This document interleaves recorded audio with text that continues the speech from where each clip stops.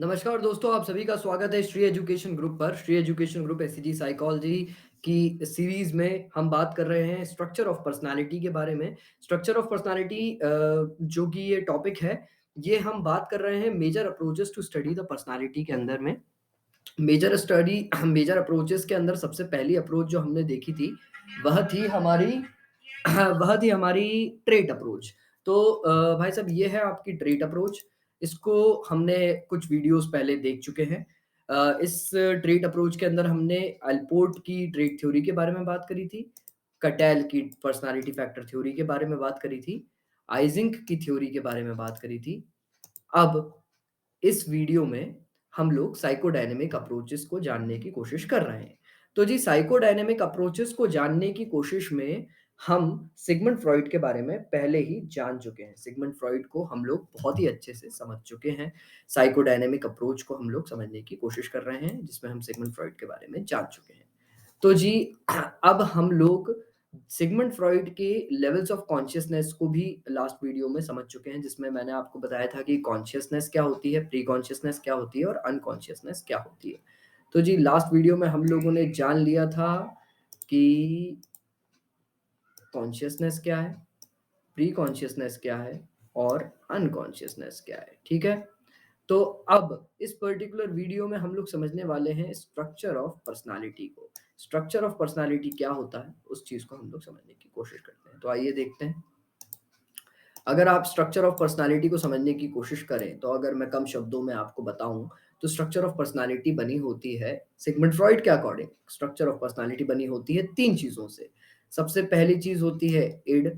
सबसे पहली चीज होती है हमारा इड, दूसरा होता है ईगो और तीसरा होता है हमारा सुपर ईगो। ठीक है जी। इस तरीके से इंसान की पर्सनालिटी बिल्ड होती है। अगर हम इस पर्टिकुलर डायग्राम को देखने की कोशिश करें, इस पर्टिकुलर डायग्राम को हम समझने की कोशिश करें, तो अगर आप देखेंगे तो यहाँ पर आप देख पाएंगे कुछ चीज़ें। देखते हैं क्या चीज़ें हैं यहाँ पर। इस चीज़ को समझने की कोशिश करते हैं कि आखिर इंसान की पर्सनालिटी किस तरीके से बनी होती है फ्रॉइडियन थ्योरी के अकॉर्डिंग। तो देखिए भाई साहब, आप समझने की कोशिश करें। देखिए, सबसे जो अनकॉन्शियस माइंड वाला एरिया है, वहां पर होता है इंसान का एड। ठीक है। फिर जो प्री कॉन्शियस वाला एरिया है, वहां पर होता है उसका ईगो और सुपर ईगो का कुछ हिस्सा, जो हमारा बेसिकली एक्सटर्नल रियलिटी से अफेक्ट कर जाए, वह है हमारा ईगो। और जो अनकॉन्शियस माइंड से अफेक्ट हो, वह है हमारा इड। और जो एक्सटर्नल रियलिटी और अनकॉन्शियस के बीच में रहे, वह है हमारा सुपर ईगो। तो जी, इस कंसेप्ट को समझने की पहले सबसे पहले कोशिश करते हैं कि आखिर इड है क्या, आखिर ईगो है क्या और आखिर सुपर ईगो है क्या। तो समझते हैं हम लोग इड क्या है। इड हमारा बेसिकली इंस्टिंक्चुअल एनर्जी जो है हमारी, उसके थ्रू कंट्रोल होता है। इंस्टिंक्चुअल एनर्जी क्या है? इंस्टिंक्चुअल एनर्जी क्या है? मतलब इंसान को किसी भी समय पे किसी भी चीज की तलब लगी। फॉर एग्जाम्पल, इंसान को किसी समय दारू पीने की तलब लगी या स्मोक करने की तलब लगी, तो उसका इड उससे कहेगा कि भाई चल, अभी चल, उठ और अभी चल के इस कार्य को कर ले। समाज क्या कहेगा, समाज कैसा है, समाज क्या है, उसको कुछ समझ में नहीं आता। तो बेसिकली इंसान के प्रिमिटिव नीड्स और सेक्सुअल डिजायर्स और एग्रेसिव इम्पल्स से ये कंट्रोल होता है और बेसिकली यह इमीडिएट ग्रैटिफिकेशन पे काम करता है। ठीक है। इमीडिएट ग्रैटिफिकेशन किसका चाहिए रहता है? Immediate gratification of the primitive needs of sexual desires and aggressive impulses. आइए आगे देखते हैं। It works on the pleasure principal. तो जी, ये काम करता है हमारे प्लेजर प्रिंसिपल पे। मतलब इंसान को एक टेम्पररी मूवमेंट पे किसी भी चीज में प्लेजर लेने वाली जो इंस्टिंक्चुअल एनर्जी है, वह होती है उसकी इड की एनर्जी। ठीक है, हमने इतनी बात को समझा। अब हम समझने की कोशिश करते हैं कि इंसान का ईगो क्या होता है। आइए देखते हैं ईगो। ईगो के बारे में जानते हैं हम लोग। ईगो क्या है? ईगो का मतलब होता है कि इन दोनों के रियलिटी प्रिंसिपल, मतलब बेसिकली आपको किसी चीज की तलब लगी और आपने उसको करने के अंदर अंदर आपका विचार जागा और आप उस चीज को करने के लिए आगे बढ़ गए। लेकिन एक हिस्सा होता है कॉन्शियसनेस का, जो होता है ईगो, जो आपको रियलिटी प्रिंसिपल से जोड़ता है। रियलिटी प्रिंसिपल से जोड़ के रखता है। रियलिटी प्रिंसिपल से जोड़ने का तात्पर्य क्या है? रियलिटी प्रिंसिपल से जोड़ने का तात्पर्य यहाँ पर यह है कि आपको किसी चीज़ की तलब लगी, लेकिन आप बोलोगे कि यार समाज क्या कहेगा उस चीज़ को अगर मैं इसी जगह पर करने लग जाऊँगा। फॉर एग्ज़ाम्पल आप ऑफ़िस में बीच में बैठे हुए हो या ट्रेन में बैठे हो और आपको स्मोक करने की या दारू पीने की तलब लगी, ड्रिंक करने की तलब लगी, तो आपका रियलिटी प्रिंसिपल, आपका ईगो आपको बोलेगा कि भाई ये जगह सही नहीं है यहाँ पर स्मोक करने की, क्योंकि अगर मैं यहाँ पर स्मोक किया या फिर मैंने यहाँ पर दारू पी, तो मुझे यहाँ के लोग पहले तो पुलिस के हवाले कर देंगे और पुलिस मुझे नहीं छोड़ेगी। तो इस तरीके से आपका ईगो आपको बताता है कि this is not the right place to do that particular thing. तो ये कंट्रोल होता है आपका रियलिटी प्रिंसिपल पे। ठीक है जी, इतनी बात समझ में आई आपको। तो अगर हम देखें, ध्यान से इसको समझने की कोशिश करें, तो हम जानेंगे कि हमारा जो ईगो है, the ego is patient, reasonable and work by the reality principle. ठीक है जी। अब अपन लोग समझने की कोशिश करते हैं हमारे सुपर ईगो को। सुपर ईगो को अगर आप समझने की कोशिश करें, सुपर ईगो को अगर आप समझने की कोशिश करें, तो वह क्या है? बेसिकली वह moral branch of mental mental functioning है। क्या है वो? मोरल, वह है हमारी moral branch of mental functioning. यहाँ देखिए, moral branch of mental functioning ही है हमारा super ego. Basically super ego control होता है हमारे सोशलाइजेशन से, बनता है हमारे सोशलाइजेशन से। अब हम जैसे जैसे नए नए लोगों से मिलते जाते हैं, जैसे जैसे कल्चर में जाते जाते हैं, तो उस कल्चर के हिसाब से हमारा सुपर ईगो डेवलप होता है। फॉर एग्जाम्पल, आप अगर इंडिया के कल्चर में हैं और इंडिया के कल्चर में कोई एक particular rules and regulation follow होते हैं, कोई एक पर्टिकुलर सभ्यता चलती आ रही है, और अगर आप इंडिया के कल्चर में वेस्टर्न कल्चर वाले इंसान को यहाँ पर लाके पटक दें, तो वेस्टर्न कल्चर वाला इंसान अपने रहन-सहन, अपने खाने-पीने और अपने क्या जो पहनावे के ढंग हैं, उसको धीरे-धीरे हमारे इंडिया के कल्चर के हिसाब से फिट करेगा। क्यों? क्योंकि उसको भी सोशलाइज़ करना है, उसकी भी सोशलाइज़ेशन की नीड है। तो वो अपने हिसाब से यहाँ के जो भी मोरल ब्रांचेज़ हैं, यहाँ के जो भी मोरल्स हैं, उस हिसाब से अपने आप को कंट्रोल करेगा। तो ये इंसान की पर्सनैलिटी का वह हिस्सा है जो कि इंसान को बताता है कि यह चीज़ सही है और यह चीज़ गलत है। इस चीज़ को इस हिसाब से करना है और इस चीज़ को इस हिसाब से नहीं करना है। बेसिकली ये हमारा कॉन्शियस होता है। कॉन्शियस मतलब किस जगह पे हमें क्या बोलना है, किस जगह पे हमें किस तरीके से एक्ट करना है, किस तरीके से हमें किस जगह पर कंट्रोल करना है। बेसिकली ये जो कॉन्शियस का हिस्सा है, वह सोशलाइज़ेशन वह सुपर ईगो का हिस्सा है। वह ये हमें बताता है कि किस तरीके से समाज में रहना है, किस तरीके से लोगों के बीच में रहना है, किस तरीके से अपने आप को कंट्रोल करना है। ठीक है जी? इतनी बात आपको, मुझे उम्मीद है, समझ में आई होगी।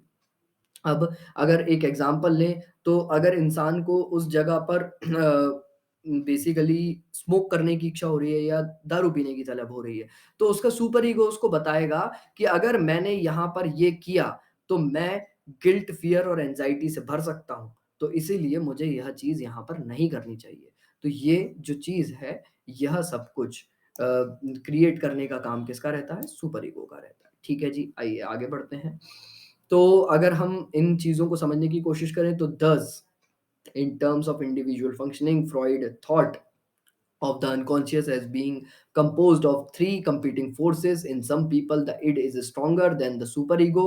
In others, it is the superego. The relative strength of the id, ego, and superego determines each person's stability. Freud also assumed that id is energized by two instinctual forces. अब ये यहाँ पर ध्यान देने वाली बात है। फ्रॉइड ने देखा कि जो हमारा इड है, इड जो है वह 2 इंस्टिंक्चुअल एनर्जी से कंट्रोल होता है। वह कौन-सी एनर्जीज़ हैं? पहली है लाइफ इंस्टिंक्ट और दूसरी है डेथ इंस्टिंक्ट। अब इस बात को समझने की अगर हम लोग कोशिश करें, तो जो हमारा इड है, वो 2 एनर्जी से कंट्रोल होता है। पहली होती है इंसान की लाइफ इंस्टिंक्ट और दूसरी होती है इंसान की death instinct.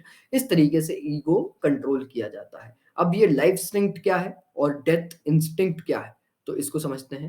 He paid less attention to that instinct and focused more on the life or the sexual instinct. Sexual instinct आपको जीने, लाइफ इंस्टिंक्ट यहाँ पर सेक्सुअल इंस्टिंक्ट है, मतलब वही सेक्सुअल इंस्टिंक्ट को ही हम लोग कहते हैं कि लिबिडो। उसी का ही एक और टर्म्स है सेक्सुअल इंस्टिंक्ट का, लाइफ एनर्जी का ही एक और टर्म है लिबिडो।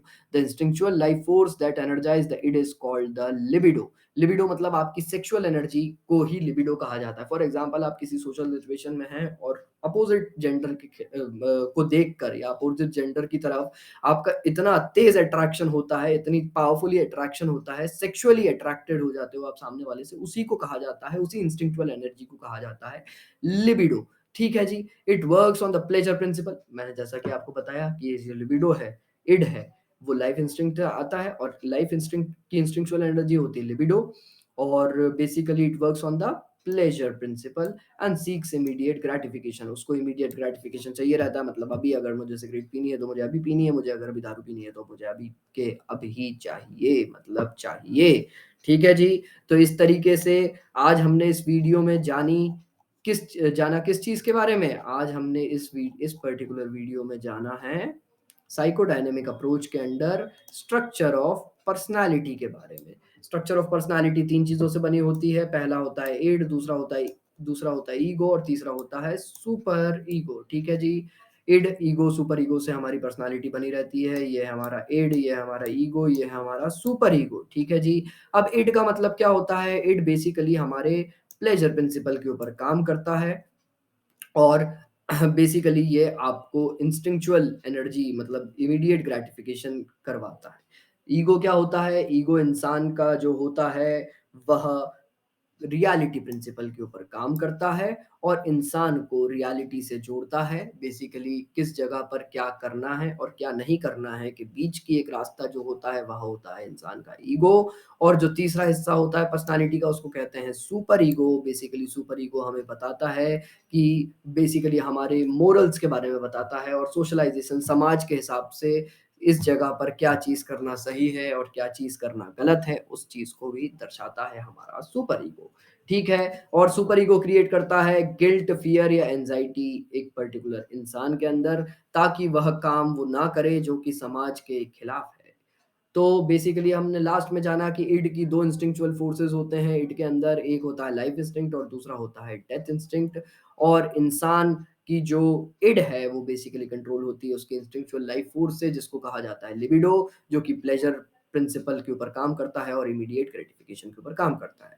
बहुत बहुत धन्यवाद इस वीडियो को देखने के लिए। अगर आपको पसंद आ रही है ये सीरीज, तो please do like, share and subscribe. And please अगर आपकी कोई डाउट है तो इसको कमेंट सेक्शन में पूछें। Thank you so much. Bye bye.